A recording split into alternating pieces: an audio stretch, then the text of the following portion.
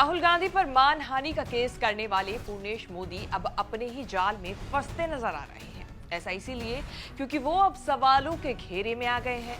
क्यों? तो इस क्यों का जवाब फिलहाल कांग्रेस भी पूर्णेश मोदी से मांग रही है कि जब राहुल ने अपने बयान में उनके नाम का जिक्र तक नहीं किया तो कैसे उन्होंने राहुल पर मानहानि का मुकदमा दर्ज करा दिया। अब इसी को लेकर कोर्ट ने पूर्णेश मोदी को 10 अप्रैल तक का समय दिया है और उनसे जवाब मांगा है। यानी पूर्णेश मोदी का मानहानि का मामला उल्टा भी पड़ सकता है। कैसे? तो इस कैसे का जवाब ढूंढने की कोशिश करते हैं इस रिपोर्ट में। नमस्कार, मैं हूं कीर्ति और आप देख रहे हैं न्यूज़ तक। मोदी सरनेम मानहानि मामले में सूरत की एक कोर्ट ने 23 मार्च को 2 साल की सजा राहुल गांधी को सुनाई थी। हालांकि 3 अप्रैल को हुई सुनवाई के बाद कोर्ट ने उन्हें 13 अप्रैल तक जमानत भी दे दी। लेकिन अब सवाल राहुल से नहीं बल्कि पूर्णेश मोदी से किए जा रहे हैं। राहुल गांधी ने 3 अप्रैल को मानहानि के मामले में कोर्ट में दोषी ठहराए जाने की निचली अदालत के फैसले को चुनौती दी थी। सेशन कोर्ट ने राहुल की याचिका को स्वीकार करते हुए पूर्णेश मोदी और गुजरात सरकार को नोटिस देकर 10 अप्रैल तक जवाब मांगा है।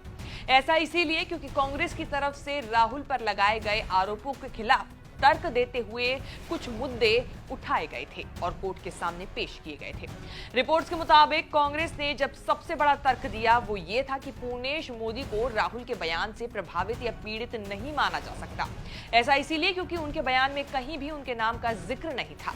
इस हिसाब से पीड़ित पक्षी यानी कि नरेंद्र मोदी ही आपराधिक मुकदमा दर्ज करा सकते हैं। यही बात राहुल के केस की अगुवाई कर रहे वकील किरीट पानवाला ने भी कही है। वो बता रहे हैं कि तो आपने मोदी के विरुद्ध में मोदी सरनेम चोरों की क्यों है करके ओबीसी का अपमान किया है। तो मैं बताऊं कि इनमें 3 मोदी की जिक्र है, नरेंद्र मोदी जी की, ललित मोदी जी की और नीरव। तीनों में से 2 तो ओबीसी वाले है ही नहीं। और प्रधानमंत्री की बात आई तो उसको पर्टिकुलर क्वेश्चन पूछा गया था कि क्या प्रधानमंत्री जी ने आपको ये कंप्लेंट करने के लिए बोला है, तो उसने तो मना किया।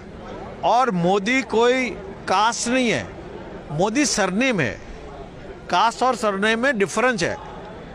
सरनेम वाले, मोदी सरनेम वाले हर कास्ट में थे, बनिया में भी है। हिंदी स्पीकिंग एरिया में बहुत सारी ज्ञातियों में मोदी सरनेम है। यहाँ भी पारसे में भी मोदी है, यहाँ और बनिया में भी मोदी है। तो ये ओबीसी समाज की, मतलब पूर्णेश जी ओबीसी समाज के उसे अपने बता रहे, तो मेरी बेइज्जती हुई और मेरे समाज की बेइज्जती हुई, जो कहना है वो गलत है।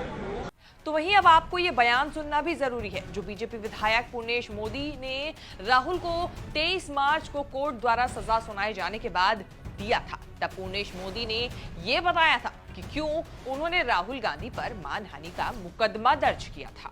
नहीं, कल भी मैंने बताया, जीत हार का प्रश्न नहीं है, प्रश्न सामाजिक अपमान का है।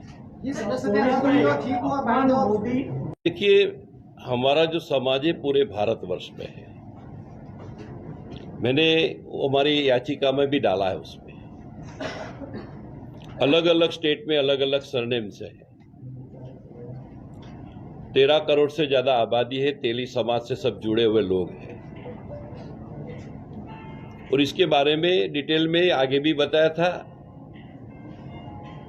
और ये पूरा समाज ओबीसी से भी है।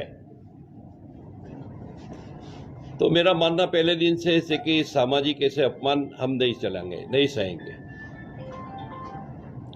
और इसीलिए तो हमने कोर्ट में हमारा मुकदमा पेश किया।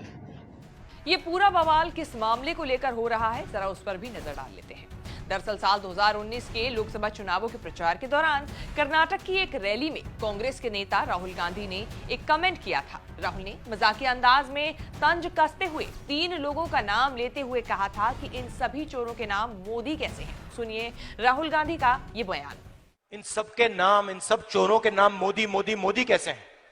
ನಿಮ್ಮ ಮುಂದೆ ಒಂದು ನನ್ನ ಸಣ್ಣ ಪ್ರಶ್ನೆ, ಈ ಎಲ್ಲ ಕಳ್ಳರ ಹೆಸರು ಕೂಡ ಮೋದಿ ಮೋದಿ ಮೋದಿ ಅಂತ ಯಾಕೆ ಬರ್ತಾ ಇದೆ? नीरव मोदी, ललित मोदी, नरेंद्र मोदी, और अभी थोड़ा ढूंढेंगे तो और बहुत सारे मोदी निकलेंगे।